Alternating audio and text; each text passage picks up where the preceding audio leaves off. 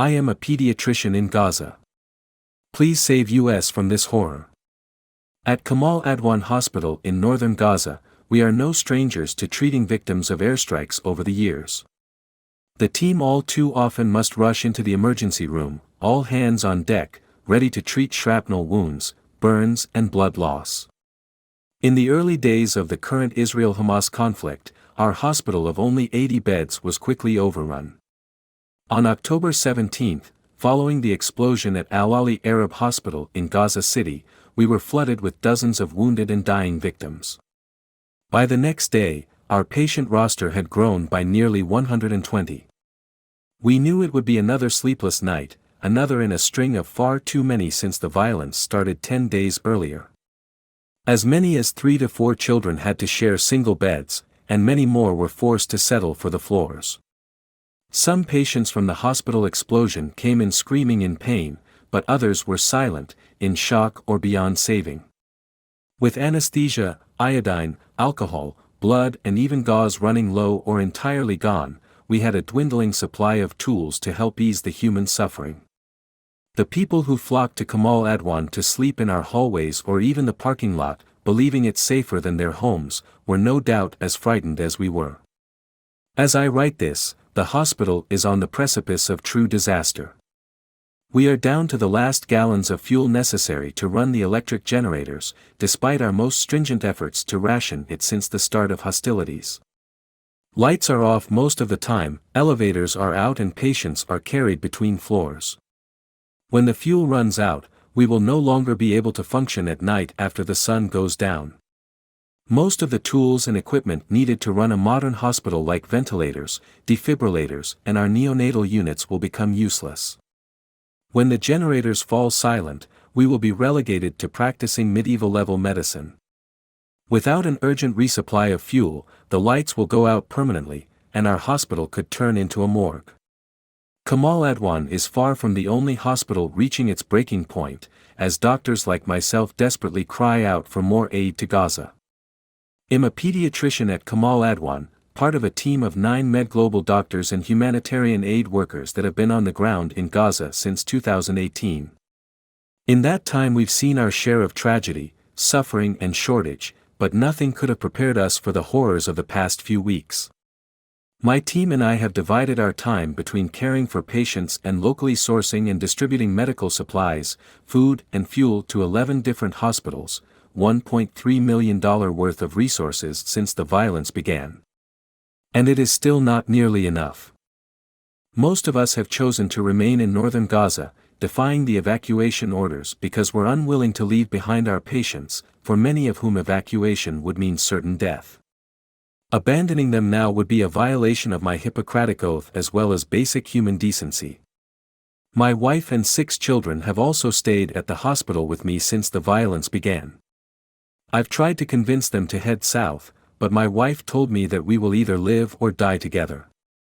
Many Palestinians in North Gaza feel the same, risking their lives at home rather than face the prospect of becoming refugees in the south. Doctors are no strangers to tragedy or death and are trained to steel themselves against it, but the pressure we've been under these past few weeks is beyond any training. One of my colleagues lost his father and brother to an airstrike in the first week of the fighting. Another saw his dead son wheeled in by an emergency crew. At a professional level, a personal level and most fundamentally a human level, the people of Gaza and the medics who care for them are at a breaking point. Like our patients, especially the children, this conflict will leave every one of us traumatized.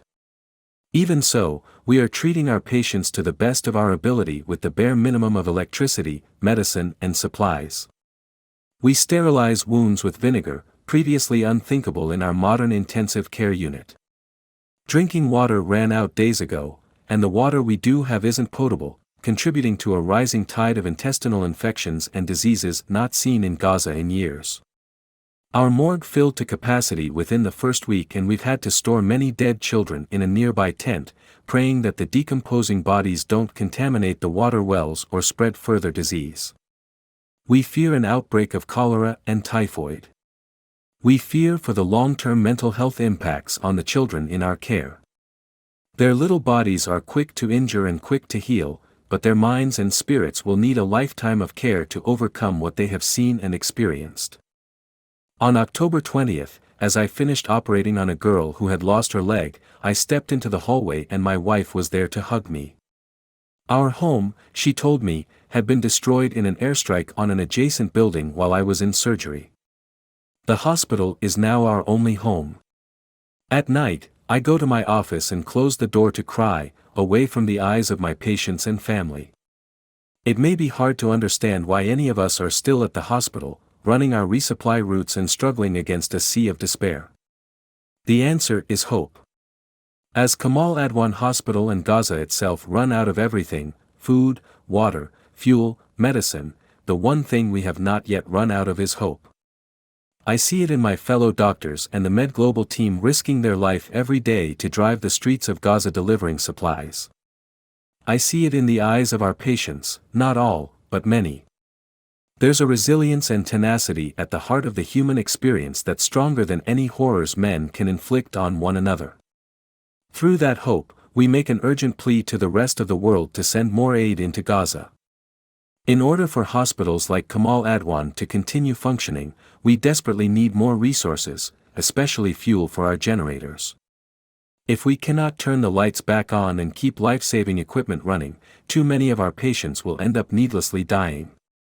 We hope that people will read our story and share in our desires, for a ceasefire, for a full opening of border crossings so that the wounded and sick may leave and life-saving supplies can reach the tired, hungry, and the displaced. For a normal life of peace where hospitals in the region see Israeli and Palestinian patients side by side, unburdened by grief, separation and war. We need the world's help to sustain these hopes and bring this senseless violence to an end.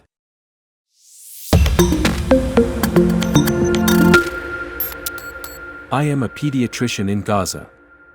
Please save US from this horror. At Kamal Adwan Hospital in northern Gaza, we are no strangers to treating victims of airstrikes over the years.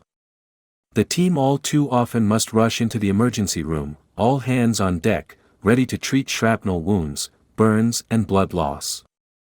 In the early days of the current Israel-Hamas conflict, our hospital of only 80 beds was Chaos doesn't scare me. American decline does. Jim Jordan's bid last week to become Speaker of the House, together with the withdrawal on Tuesday of Thomas Emmer from his campaign for the same job, revealed not only how far House Republicans have moved to the right, but also how weak the inter-party forces for moderation have become.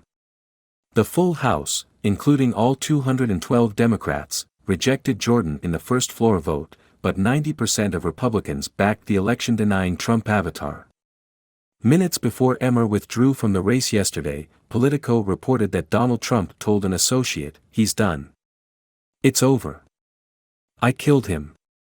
It was, according to Politico, a reflection of Trump's veto power among House Republicans, that while Trump may not be able to elevate someone to the post, his earlier choice for the job, Jordan, flopped, he can ensure that a person doesn't get it.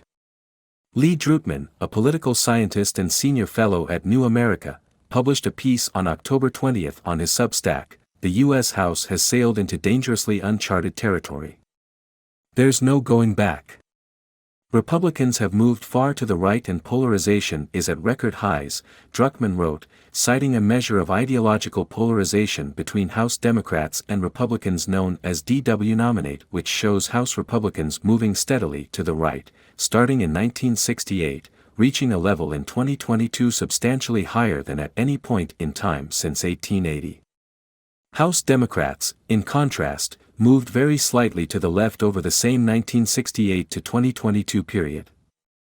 I asked Drutman whether he thought House Republicans could move further right.